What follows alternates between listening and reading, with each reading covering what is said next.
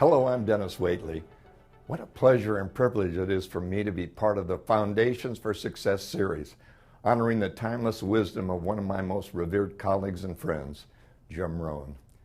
Being of the same vintage as Jim, having known him up close and personal for over 40 years, having learned from him, internalized many of his principles into my own life, and having traveled with him worldwide, eagerly observing and relishing those special times sharing the platform with him, I feel especially honored and qualified to comment on his extraordinary ongoing contribution to high-performance human achievement. One of the earliest concepts I learned from Jim is that there's very little difference between those who are uncommonly successful and the rest of the population. Jim said the little difference is attitude, and the big difference is whether it's positive or negative. This module on attitude is one of the most critical lessons to grasp and internalize for enduring happiness and fulfillment. Jim teaches us that negative is normal, and that it's imperative for us to disrupt the negative thought process and avoid the trap of being purveyors of bad news. Jim and I were both fans of the legendary ABC newscaster, the late Paul Harvey, who often joined us at the huge success rallies around the country in the 1980s. Harvey said that he was appalled by the way the local, national, and world news is portrayed on a daily basis, with all the focus on what's wrong and images of catastrophes and violence. Beyond the need to be informed about the ills of society in order for us to learn how to improve conditions and future outcomes, there's an alarming emphasis on crime, natural and man-made disasters, and human cruelty. Paul Harvey suggested that the reason we become so morbidly curious whenever we see, hear, or read about human indignities is that we're glad we weren't the victims of the day. Grateful that we were not part of the tragedy of the day, we're able to better justify our insulated, less risky, timid routines of playing it safe. In this module, Jim will illustrate the diseases of attitude, including indifference, indecision, doubt, worry, and being overly cautious. By concentrating on what is wrong with society, we find ourselves unable to spend much time thinking about what we're going to do right or what we can do right. We become spectators instead of players in the game of life. As Jim put it, better to live 30 years full of adventure than 100 years safe in a corner. It's not how long you live, but how you live. When Jim and I sometimes shared the platform traveling throughout Australia many years ago, he always had his flip chart and magic markers to illustrate the key points for each module in his workshop. I enjoyed sitting in the audiences and taking copious notes along with the other attendees. On more than one occasion, he'd draw two symbols in the Chinese language side by side in Chinese characters to define the English word crisis. Now, I may not be totally accurate, but I recall Jim saying that the symbols for opportunity and crisis were those same two symbols, and that in the Chinese language, they were interpreted as meaning opportunity riding on a dangerous wind. Through the centuries, the Chinese have come to understand that adversity can either become the mother of invention, or to a person with a negative outlook and attitude, the mother of apprehension and premonition. Jim teaches that we can succeed both from inspiration and also out of desperation.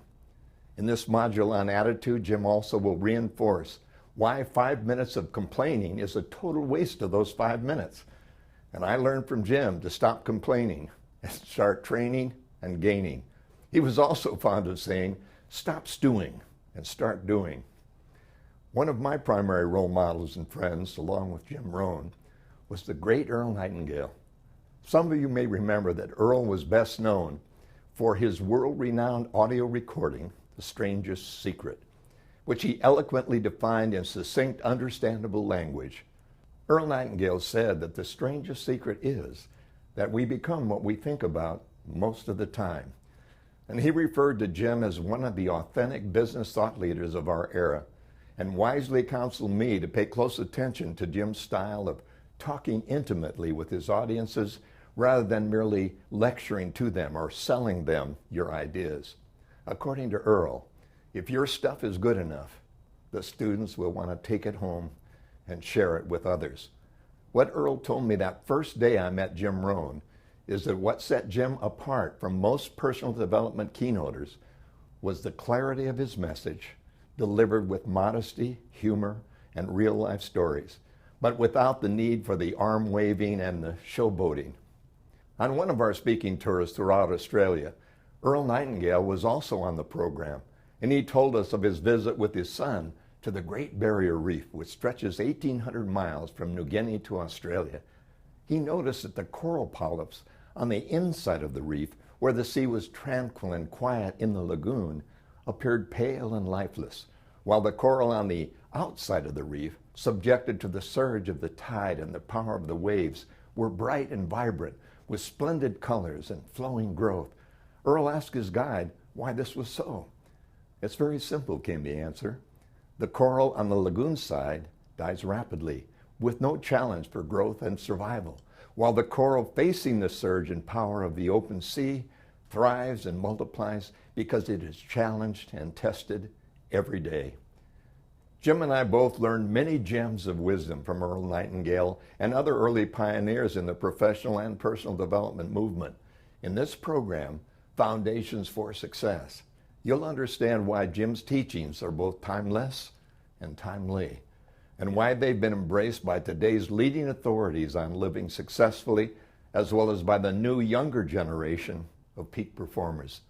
In this module on attitude, a centerpiece in Jim's philosophy is that we are most affected by how we think things are, and that poor thinking habits keep most people poor.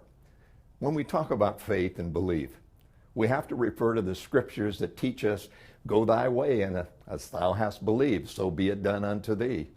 This simple statement cuts both ways, like a two-edged sword.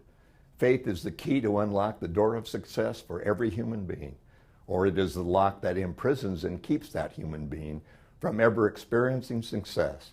Here's a power which every person has, but which few people use consciously. One individual does not possess this power above another, or to a greater degree. Everyone has it, since everyone lives and has consciousness. The question then is not, do we have the power? It is merely, are we using it correctly?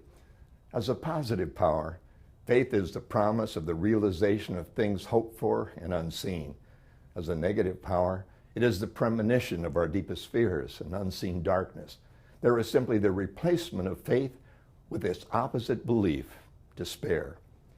Much has been written through the ages and in recent years concerning the self-fulfilling prophecy. My old friend and philosopher, the late S.I. Hayakawa, referred to the self-fulfilling prophecy as a statement that is neither true nor false, but is capable of becoming true if it is believed.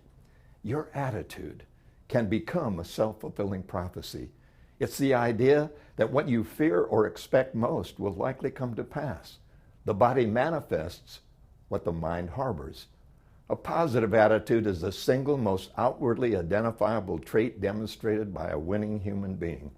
It is pure and simple optimism in the face of all odds. Scores of achieving people in every walk of life are all around us, and yet few of us ever think of the long and arduous process that led them step by step to their goals. In 2007, I happened to be in the audience when a 40-something-year-old woman gave the commencement address to young graduates at Harvard University. She acknowledged that the arena was filled with superachievers for whom failure would represent success for most of the world's population. But her theme that day was about the benefits of failure.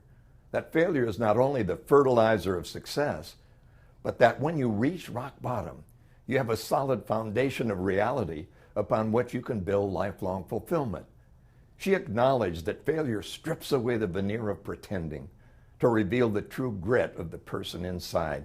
She was living on welfare, a single mom who had lost her own mother to the ravages of MS at an early age, battling with depression and realizing that she, like her parents, seemed destined to repeat the family cycle of poverty.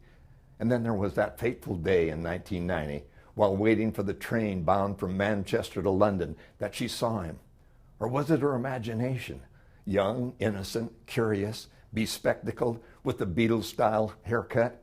her hero, the future star of her book and movie series, Harry Potter. J.K. Rowling has sold over 400 million copies of the series, which also has become the highest grossing motion picture series in history.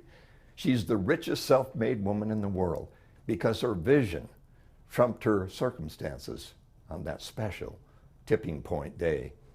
History is filled with individuals who overcame enormous handicaps and obstacles to become successful in their own ways. They all wanted something special for themselves, in spite of their early track record, in spite of their bloodlines or their home lives. They all had that desire to win. They wanted to win, and they expected to win. The real winners in life are people who've developed a strong, positive attitude. They have the ability to move in the direction of their goals or images that they set or roles they want to play, and will tolerate little distraction. In the face of discouragement, mistakes, and setbacks, this inner drive or commitment keeps them moving upward towards self-fulfillment. Attitude, it's not static. It's an emotional state.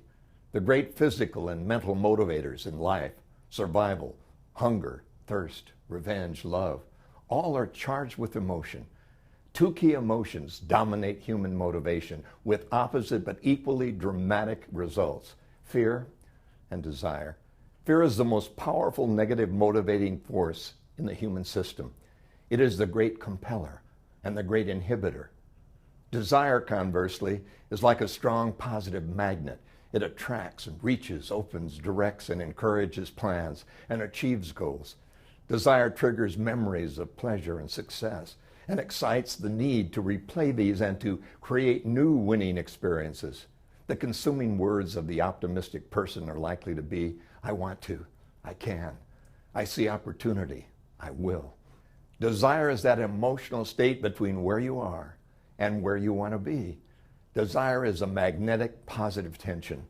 Positive tension produced by desire is like a bow pulled taut to propel the arrow to the bullseye. Through the years, I've been fortunate to have worked with Super Bowl champions, World Series winners, and world-class amateur athletes, helping them gain that mental edge that is at the heart of all peak performance. At the 2016 Olympic Games in Rio, I'll be there in the stands, silently cheering them on. Why would they practice for 4 years just to test themselves against world-class standards? First, winners discover a talent within. They use self-honesty to do an assessment of their potential. They find something that they love, that they're good at doing, and they live by choice, not chance, and feel responsible for their failures and successes. They find coaches and mentors who help them train that talent into skills and habits. And by working with a coach with a proven track record of success, they learn the fundamentals that need to be rehearsed and internalized on a daily basis.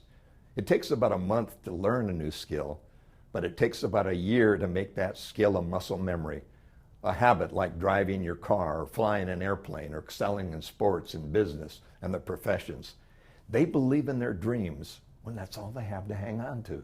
In other words, they feel deserving of success and feel that self-esteem comes before performance by giving them permission to invest in themselves. They imagine themselves in the winner's circle with clear, vivid emotional images, and then they're motivated by the rewards of success or desire rather than the penalties of failure, which is fear. They are the optimists who have faith in outcomes, the essence of a positive mental attitude. You're going to gain much from this module on attitude. Attitude truly is either the lock on or key to your door of success, and no one hits this home better than the mentor to the masters, Jim Rohn.